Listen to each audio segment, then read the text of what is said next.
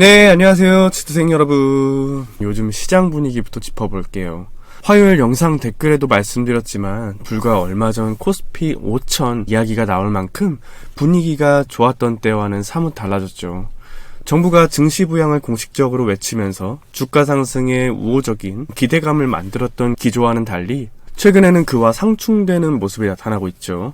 그래서 지금은 오히려 방어적인 매매가 필요한 장세죠. 최근 영상에서 말씀드린 것처럼 요즘 증시는 컨셉 부합 여부에 굉장히 민감해요. 심지어 시장 컨셉을 뛰어넘는 실적이 나와도 오히려 좋지 않은 흐름을 보이는 경우도 많고요. 어제만 해도 제가 말씀드렸던 JYP를 비롯한 엔터주들이 갑작스럽게 급락을 했죠. 단기간 상승분에 대한 차익 실현 흐름, 그리고 JYP 2분기 실적 컨센에 맞지 않을 수 있다는 우려로 외국인 창구에서 대량 매도가 나왔기 때문입니다. 그런데 장 마감 이후 발표된 JYP의 2분기 실적은 어닝 서프라이즈였고 넥스트레이드 장에서 하락분의 상당 부분을 빠르게 되돌렸죠. 이런 패턴이 요즘 시장 특성이에요. 이전에 올릭스 주주배정 유상증자 증권가 찌라시 때 급락한 거 기억하시죠? 특히 국장은 정보의 비대칭성이 강하기 때문에 국장에서는 이런 일이 좀 자주 나와요. 그래서 저는 늘 말씀드리죠. 국내 주식시장에서 매수 이후 주가가 좀 오르면 분할 매도를 통해 일부 수익을 확보해 두는 것이 정말 중요하다고요.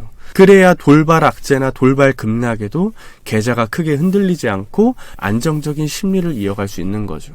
그리고 이 전략은 제가 유튜브에서 말씀드린 모든 기업에 똑같이 적용되고요. 여러분이 해야 할 올바른 투자는 단순히 영상에서 언급됐다고 무작정 매수하고 기다리는 게 아니죠. 영상에서 드린 기업 분석과 시장 흐름을 여러분만의 시나리오로 만들어서 그에 맞춰 직접 매매하는 것이 본질적인 실력 향상이겠죠. 만약 스스로 세운 근거가 훼손되거나 예상 시나리오에서 주가 흐름이 크게 벗어난다면 Q&A에서도 제가 말씀드렸다시피 수정, 보완하고 대응하면 되는 거죠. 그리고 다시 리서치를 통해 새로운 기업을 발굴하고 시나리오를 세워서 매매를 반복하면 되고요. 이 과정을 반복하다 보면 경험이 쌓이고 판단력이 생기고 투자 인사이트가 눈에는 보이지 않지만 성장하는 게 느껴집니다.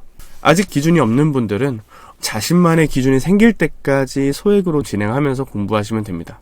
다만 이런 과정을 혼자서 하려면 시간이 오래 걸리고 시행착오도 많겠죠. 여러분들이 조금 더 수월하게 공부하고 시도하는데 도움이 되길 바라는 겁니다. 이런 과정 없이 단순히 영상에 나왔다고 바로 사서 추가 공부도 안 하고 이거 왜 떨어져요?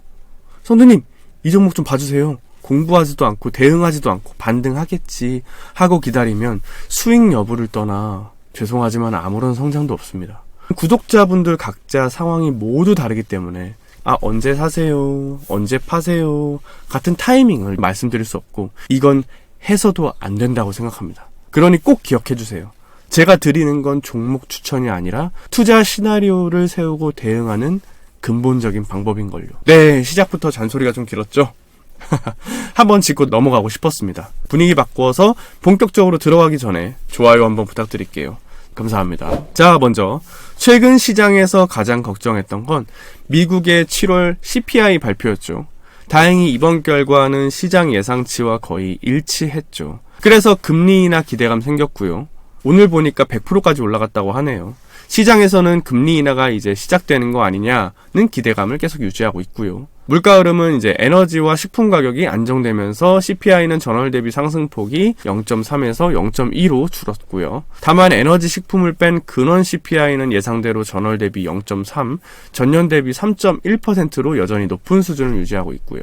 그리고 물가 수치는 예상 범위 아니지만 관세로 인한 물가 상승 가능성은 여전히 남아 있고요. 미국이 주요 교역국과의 관세 정책을 구체적으로 발표하면 수입 물가가 더 빨리 오를 수 있죠. 실제로 소비재 관련 기업들의 2분기 실적을 보면 관세 인상분이 가격에 전가되면서 소비자들이 더 비싸게 사야 하는 상황이 이미 나타나고 있다는 걸 알 수 있죠. 그리고 이번 잭슨홀 미팅의 주제가 고용시장이죠.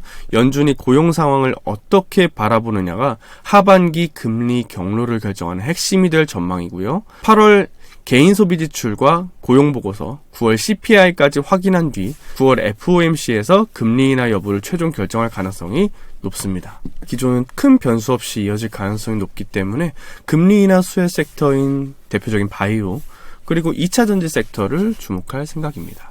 자, 다음으로는 시장에 큰 이슈가 하나가 나와서 말씀드리려고 합니다. 네, BOE 수익금지. 왜 국내 기업에게 절호의 기회인가? 이번 미국 국제무역위의 예비 판결은 단순한 제재가 아니죠. 중국 디스플레이 업계 최강자 BOE가 미국 시장에서 15년 동안 OLED를 팔 수 없게 된 사건이에요.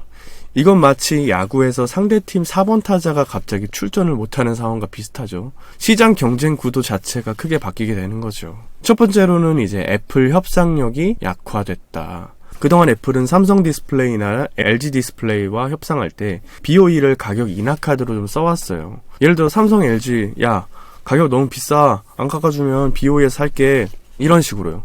하지만 이제 BOE가 미국에서 팔 수 없다면 애플은 이 카드를 쓸 수가 없는 거죠. 결과적으로 국내 업체들이 가격을 방어하거나 심지어 마진을 높이는 전략을 펼 수 있는 거죠.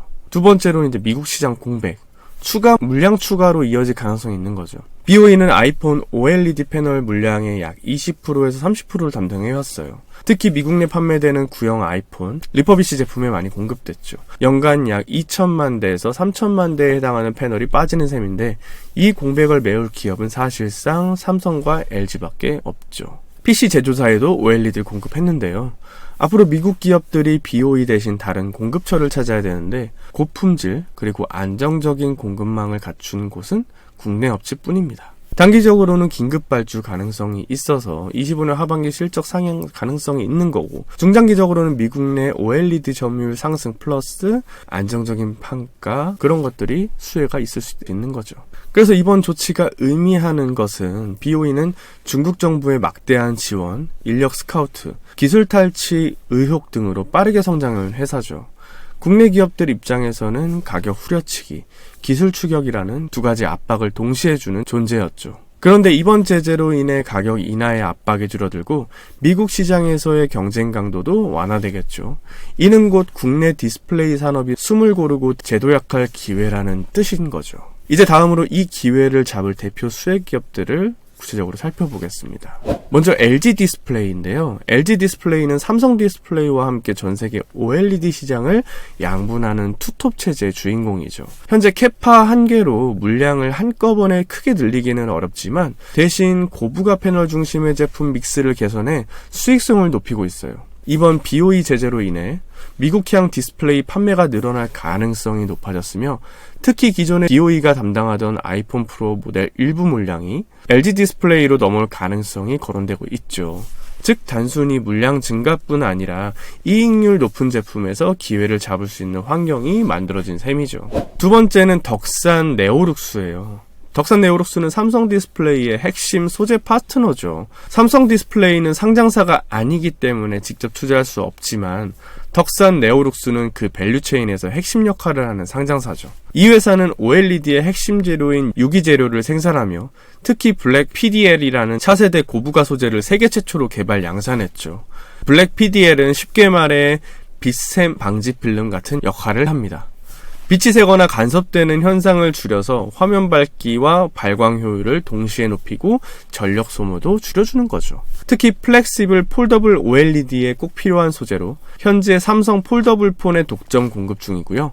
26년에는 애플의 폴더블 스마트폰과 OLED 노트북에도 적용될 가능성이 높습니다.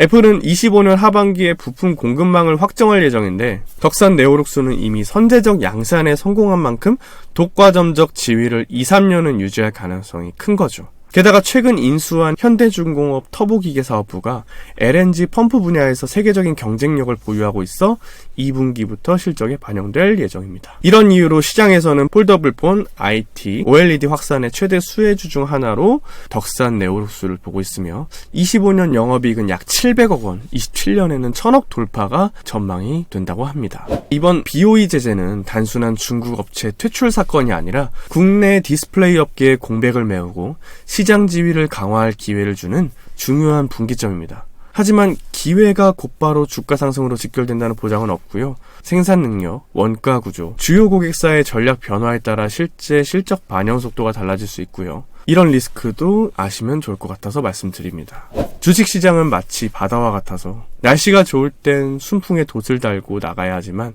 폭풍이 올 수도 있는 구름도 함께 봐야 하겠죠. 오늘 분석이 여러분의 시나리오에 작은 참고가 되었길 바라고요. 저는 다음에도 최대한 있는 그대로의 정보를 드리겠습니다. 그게 때로는 귀에 거슬릴 수도 있어도 결국 여러분이 바다에서 오래 항해할 수 있도록 돕는 길이라고 믿기 때문입니다. 내일부터 금토일 3일 쉬네요. 모두 편안한 휴일 되시길 바라겠고요. 다음 영상에서 뵙겠습니다. 안녕.